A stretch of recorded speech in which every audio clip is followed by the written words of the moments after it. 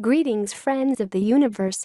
Today we are going to discuss everything about the Andromeda and extraterrestrial civilization. How do the Andromedans look, where they came from, and what is their stand in the intergalactic states of affair? Let's start.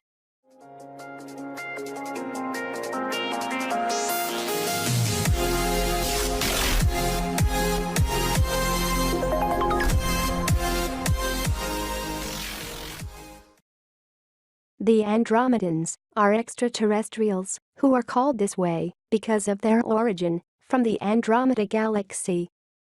Unlike the Pleiadians and the Arcturians, they are not part of our Milky Way galaxy and are considerably distant from us. The Andromeda galaxy is located 2.5 million light-years away, while for example, the Pleiadian star cluster is only 444 light-years away from our planet. There are many types or races of Andromedans, just as there are many different beings in our Milky Way. The Andromedans I'll refer to, and who are known to humans, are from a star system that they call Zenity. These Andromedans are benevolent, loving, and friendly beings, a lot like the Pleiadians themselves. The eyes of the Andromedans are slightly larger than those of Earth humans. Their lips are thin and colored almost a light pink, while their ears are fitted slightly lower on the side of the head and are slightly smaller in size. Their hands and feet are delicate in appearance, with long fingers and toes. The men vary in height from 5 feet to almost 7 feet. The women range from 5 feet to almost 6 feet high. The Andromedans sleep about 2 hours per day. Andromedan ships range in shape from their traditional sombrero-shaped scout ships that measure some 50 to 65 feet across to lens-shaped, small atmospheric command ships that are up to a half-mile, 805 meters in length. The Andromedans are a telepathic race, keepers of peace. They are higher dimensional beings and are considered as a huge power against the Draconian Empire and their enslavement of many races in the universe. The Andromedans from the Zenity star system were accepted into the Galactic Federation of Light approximately 3.5 million years ago. Andromedans are noted in the Galactic Federation for their mastery of all forms of scientific endeavor. According to Alex Collier, Andromedan contactee, the Andromedans weren't originally from the Zenity star system. They were one of the humanoid species of the Lyra star system. After the start of the Great Galactic War, million years ago, they were forced to flee their planet after the Draconian Empire started their destruction of the Lyrans. They were being hunted by another race and were forced into living in hollowed-out asteroids and moons. They were moving all the time. They were basically living on craft and having to move around all the time, looking for a place that was safe. There were beings from the Cassiopean star system that helped the Andromedans, and it was imperative that they receive help because they may not have survived out of that extreme situation had it gone on any longer. At that point in time, the Andromedans were under a kind of imposed dictatorship because they were in survival stage and one person took control of their civilization. What happened was that they were taken to 2 solar systems in the Andromedan constellation. We know them as Star 42 and Star 44. Star 42 is what they call Zenity, which is now their star system. Zenity has 27 planets around the binary stars. Star 44, which is called Tishti, has 9 planets, but all of the planets are equal or greater than the size of Jupiter. Many of the planets in the Andromedan system have plenty of water. Some of them are totally covered by water, and they live on the surface of it and below the oceans. The Andromedans are very close with an extraterrestrial groups from Tau Ceti and from Cygnus Alpha star systems. The group from Cygnus Alpha know a great deal about acoustic technology. Some of those from Cygnus Alpha are here on Earth, but are totally isolated in very rural communities. They are here only as observers. The Andromedans are approximately 43 to 4,500 years more advanced than we are technologically. Concept that's in our perception of year. A year for us equals 365 days. This is one rotation around our sun. The Andromedans count years in a completely different way. In fact, almost all the extraterrestrials do. In their concept of age, what they consider a year is when every cell in their physical body has been fully regenerated. If we counted years the same way as them, 1 year would be equal to 7 years in our body. It takes approximately 34 years for their bodies, in our time, to replicate every cell. Although the Andromedans are very far away, unlike most of the extraterrestrial species we know, they are one of the few who are helping and participating in the ascension of humans on Earth. Although the Andromedans are part of the Galactic Federation of Light, they have their own intergalactic establishment, known as the Andromeda Council. The Andromeda Council is an intergalactic, interstellar, and interdimensional governance of aligned benevolent star systems and planets of sentient intelligent life in both the Milky Way and the Andromeda galaxies.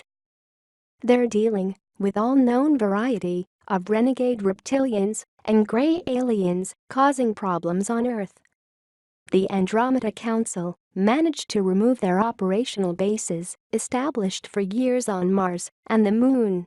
They are using highly pinpointed, focused sonic beams to destroy the underground bases and tunnel systems in Virginia, Colorado, New Mexico, Arizona, Nevada, and others to clear out the remaining reptilians and grays on Earth. They're now progressively working in other areas around our planet to take out the remaining underground and undersea reptilian-controlled bases. These include the 2 now destroyed undersea bases located in the Middle East, in the Gulf of Aden, and off of the coast of China, in the East China Sea. But the United States had the highest concentration of these malevolent beings. Now let's talk about the Andromedan star seeds on Earth. Maybe you are one of them. There are less Andromedan souls incarnated here than the beings listed from our Milky Way galaxy, which is completely normal, since the Andromedans are not part of our galaxy. But the Andromedan star seeds incarnating on Earth are still a large number compared to the other beings who are outside of our Milky Way. Somewhere in the vicinity of 800,000 humans have Andromedan origin soul. They usually live understated lives and only contain a small bit of their Andromedan energy. The frequency is much different than that of our galaxy, and this appears to affect the ease of incarnation and the amount of soul energy that can be maintained in the human form in the 3rd dimension. However, most of these people have no idea of their Andromedan origin, and only small amount of Andromedan energy is within them. These people are often quiet warriors that are in the background and do not call too much attention to themselves. They are the masters and guides playing in the shadows. Within this quiet demeanor, they have a great potency. They are relaxed and easygoing. However, they have a great capability to affect others with their reputation. They often fear their own power and are unsure what to do with that internal strength. In just being here, these souls open new galactic energetic pathways between our Milky Way and the Andromeda galaxy. Here is a channeled message from Elaine Thompson's book entitled The Voices from Our Galaxy. In this message, Andromedan speaks about the locked powers of our brain, the interdimensional possibilities we possess, and the molecular restructuring of the body. This is his message. Mankind's duality is represented in the 2 halves of the brain. In truth, the logical functioning of the brain is necessary only in the lower dimensions.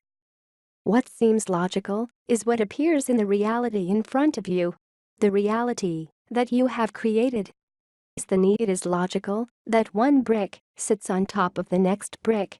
But if you remove the logic You see only the energy, and you will see no actual separation between the bricks. When you release the need for a third-dimensional physicality, you release the need for logic. That does not happen automatically, it comes with understanding. When you begin to understand, you will know the following things. Firstly, that you can change shape or be somewhere else in an instant. That you can fly and send and receive telepathy. When this is fully recognized, the left logical side of the brain becomes unnecessary and more of a stumbling block rather than a helping tool. For you, there is no logic in being able to fly. If I asked you now, can you fly, you would say, no, I am too heavy. The force of gravity is too strong. If you left your physical body, then you could astral travel freely, but as you are still within your body, and you relate as being that body, then your logical mind dictates that some things are impossible. Your logical mind dictates that you cannot pass your hand through a wall. In reality, with manipulation of molecular frequency, all things are possible. As a species, you are shifting from logical to spatial thinking. Whole brain thinking is the middle path, not the ultimate goal. Within the right hemisphere of the brain, all your latent abilities are held. To access this fully, it means not trying to logically understand, but knowing, feeling, and grasping concepts without words. If you can forsake your logic for just a while, you will begin to realize the many levels and stages of development that can be reached within the right brain. You are a technological society, and for third-dimensional functioning, you need, or have needed in your past, the greater functioning of logic and understanding. You plant a seed, and it grows. This is logical. But these are just basic elementary facts. What you are missing is that when you plant the seed for growing, it is a fact that without the energy of the Creator, the energy of all that is, that flows through everything, the seed would never grow. You have all been in Earth kindergarten, learning the basics, and now it's time to graduate into high school.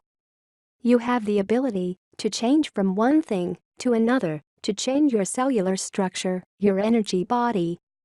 The front of the brain, above the third eye, and all around the area where the pituitary gland is located, becomes connected underneath to the back part of the brain. This black area of the brain, the substantia nigra, is an area that your doctors and scientists know very little about. Within this dark area of the brain lie the capabilities of molecular change, total restructuring of the body. This does not mean that you will be totally illogical and unable to function. What it means is that all the things that you cannot see with your eyes or understand with your logical mind will become apparent to you. This is when the beauty of silence arrives. Simply because in silence, the only language is telepathy, and telepathical language is language of feeling. It is how you feel, it is right-brained. The energy of telepathy knows no boundaries. Telepathy can span a universe. It can take you from one place to another, so that your whole essence is present in another dimension. This was one of the very interesting Andromedan messages I found. Tell me what you think about this amazing beings in the comments. Thank you for watching. Please give us a like and join our spiritual kingdom by clicking the subscribe button.